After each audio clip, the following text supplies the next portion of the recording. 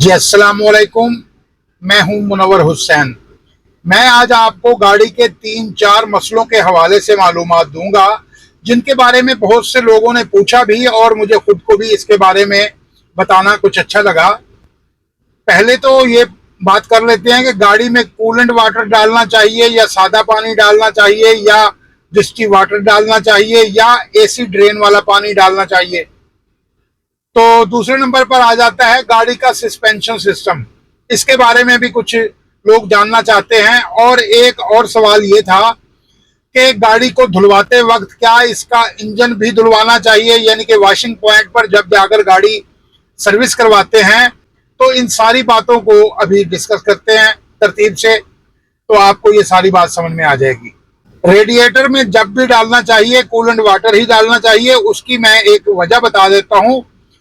Coolant water का रंग कभी तब्दील नहीं होता। ये 2 साल चलता रहे, 3 साल चलता रहे, ये अपने असल कलर में रहता है। तरीका तो यही है कि कूलेंट वाटर ही टोटली तौर पे डाला जाए। अगर आप देखते हैं कि ये महंगा है तो आप ऐसा करें, एक डिस्टिल वाटर की बोतल ले लें। ये जो बैटरियों में डलने वाला पानी होता है ये भी बिल्कुल साफ किया हुआ होता है, इसमें भी जंग की कोई गुंजाइश नहीं होती।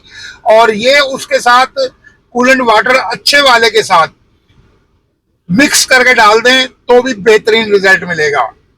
ये जो एसी ड्रेन वाला पानी है इसको आप रेडिएटर का पानी कम हो जाए उसमें पूरा करने के लिए इस्तेमाल कर लें तो ठीक है। ये जो घर के मोटर पंप से पानी हम निकालते हैं ये तो नहीं डालना चाहिए। ये तो बहुत कम दिनों के अंदर रेडिएटर में इतना जंग लगा देता है कि उसकी अंदर की नालियां भी बंद हो जाती हैं और इंजन के जिस हिस्से में ये चलता है वहां पर भी पीलक जमा हो जाती है और बड़ी अजीब सी शक्ल बन जाती है गाड़ी के सारे निजाम की, जहां जहां ये पानी चलता है। तो इस पानी को तो मुमकिन हद तक कोशिश करें इस्तेमाल ना करें। कूलेंट वाटर के बारे में ये भी कहा जाता है कि सर्द इलाकों में ये मंफी टेम्परेचर पर भी जमता नहीं है। तो इस लिहाज से भी कूलेंट वाटर जो है गाड़ी की सेहत के लिए बहुत अच्छा होता है और गाड़ी के इंजन के टेम्परेचर को मेंटेन रखने में भी ये अपना किरदार अदा करता है। एक सवाल ये भी था कि गाड़ी जब हम सर्विस स्टेशन पर धुलवाने के लिए जाते हैं तो क्या इंजन भी धुलवाना चाहिए। देखें, इसमें 2 मसले होते हैं।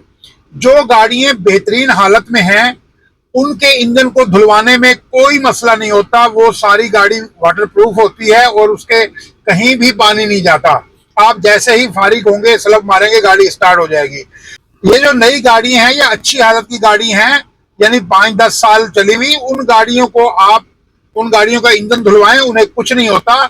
जो कुछ ज्यादा पुरानी गाड़ियां होती हैं उनमें थोड़ा मसला आता है क्योंकि उनकी वायरिंग रिपेयर हुई हुई होती है, उनके डिस्ट्रीब्यूटर के ढकने थोड़े लूज हुए हुए होते हैं, उनके प्लग के जो ऊपर कवर होते हैं वो लूज होते हैं। इसी तरह उनकी कोयल वाली तार है उसकी ग्रिप लूज हो सकती है। तो कहीं पर पानी अगर चला जाता है इंजन धोने के दौरान तो उस गाड़ी की स्टार्टिंग में थोड़ी ट्रबल आ जाती है, लेकिन वो भी कुछ देर के बाद खुश्क होने दिया जाए और उसमें वो प्रेशर से हवा लगवा दी जाए तो वो गाड़ी स्टार्ट हो जाती है। लेकिन इंजन धुलवाने में कोई मुश्किल नहीं है, इंजन आप हर गाड़ी का धुलवाएं। सस्पेंशन सिस्टम के बारे में पूछा गया। सस्पेंशन सिस्टम में गाड़ी के चारों व्हीलों का सिस्टम आता है और आजकल कारों में फ्रंट पर भी और बैक पर भी झूले आ रहे हैं। झूले से मुराद चिमटा सिस्टम और शाख होते हैं। कोई कमानी वाला जमाना तो अब रहा नहीं। तो इनके जब अलाइनमेंट आपने करवानी होती है तो चारों व्हीलों वाली अलाइनमेंट करवाएं और उससे पहले गाड़ी को पूरी तरह से चेक करवा दें। इसके चिमटे के बुश लूज हो सकते हैं, यानी प्रेस हो जाते हैं चल चल के, जंप लग लग के।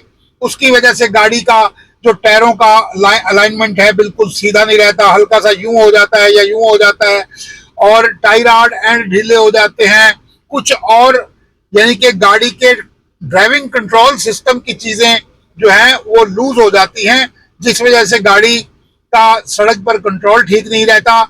और गाड़ी को चलते हुए अगर आपको कोई आवाज महसूस हो या जंप में जाकर धड़ल करके लगे गाड़ी, तो इसका मतलब होता है कि इसके जो शाख हैं वो कमजोर हो चुके हैं।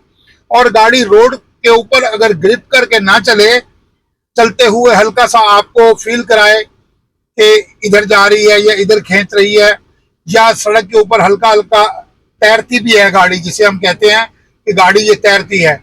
अगर कोई ऐसा नुक्स आपको महसूस हो गाड़ी में, तो फिर आप इसका फ्रंट जो है झूला वो चेक करवाएं और इसकी लूजिंग खत्म करवाएं, इसकी अलाइनमेंट करवाएं, तो आपकी गाड़ी बेहतरीन स्मूथ हो जाएगी। ट्यूनिंग के बारे में भी पूछा गया कि ट्यूनिंग कब करवानी चाहिए। देखिए, मेरे तजर्बे के मुताबिक ट्यूनिंग करवाने का कोई टाइम पीरियड नहीं है और ना ही ट्यूनिंग की कोई लिमिट होती है। इसका तरीकाकार ये होता है कि आप वक्त पर इसका सही जो रनिंग जो आपने रखी हुई है 5,000, 10,000, 3,000, जिस तरह का भी आप ऑयल इस्तेमाल करते हैं, मोबाइल ऑयल, तो वो आप बर वक्त तब्दील करवाते रहें और गाड़ी की बाकी देखभाल रखें।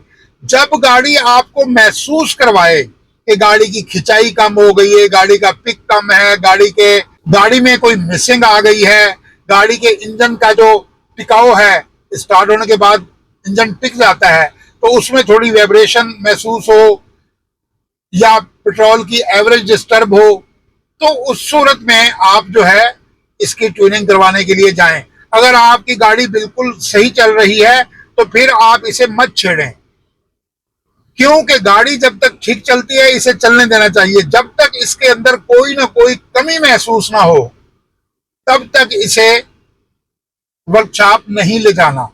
वो चाहे गाड़ी का कोई भी सिस्टम है, चाहे सस्पेंशन सिस्टम के हवाले से है, चाहे गाड़ी के व्हीलों के हवाले से है, चाहे वो गाड़ी के स्टीयरिंग कंट्रोल के हवाले से है, गाड़ी में क्या मसला है, तो उस वक्त ये फैसला करेंगे।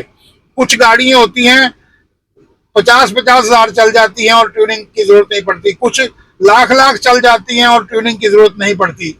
अब एक और मसला भी है कि गाड़ियां भी बहुत अच्छी भी हैं और हल्की भी हैं। अब सस्ते वाली जो गाड़ी हैं, छोटी गाड़ी हैं, ये मेहरान हो गई, आल्टो हो गई, ये कल्टस हो गई, इस तरह की गाड़ियां जो है जरा जल्दी काम निकालना शुरू कर देती हैं, और जो महंगी वाली गाड़ी हैं, बड़ी वाली गाड़ी हैं, वो ज्यादा देर तक चलती हैं। अब किसी गाड़ी के बारे में कोई तयशुदा बात करना ये तो एक मुश्किल काम है, लेकिन एक और बात बताता चलूं, इन गाड़ियों के ऑयल चेंज का, गियर ऑयल चेंज करने का और बाकी गाड़ी की सर्विस के हवाले से इनकी वो जो लॉग बुक मिलती है साथ गाड़ियों के, वो नई गाड़ियों वालों के पास तो होती है, लेकिन लोग उसे पढ़ते नहीं है। उसके अंदर ये सारी डिटेल लिखी हुई होती है कि इस गाड़ी को जो इसकी जनरल ट्यूनिंग है वो कब होनी है और इसकी रूटीन में आप जो इसकी देखभाल है वो कैसे करेंगे। तो हर गाड़ी का एक अपना मिजाज होता है, उसकी अहमियत, उसके हुजम, उसकी मालियत, इन तमाम चीजों के हिसाब से, ड्राइविंग के हवाले से और गाड़ी की देखभाल के हवाले से जो भी आपको मसला पेश आए या आप उसके बारे में कुछ समझना चाहें तो आप कमेंट्स में मुझे बताया करें। मैं कोशिश करूंगा जिस पर वीडियो बनानी होगी वीडियो बनाएंगे, जिस पर वैसे रिप्लाई देना होगा तो मैं दूंगा, और मैं आप लोगों के तमाम कमेंट्स पढ़ता हूं और उस पर मुमकिन हद तक रिप्लाई भी देता हूं। तो मुझे उम्मीद है कि इस वीडियो से भी आपके इल्म में इजाफा होगा। तो चैनल को सब्सक्राइब कीजिएगा। मिलते हैं नेक्स्ट वीडियो में, तब तक के लिए इजाजत दीजिए। खुदा हाफिज।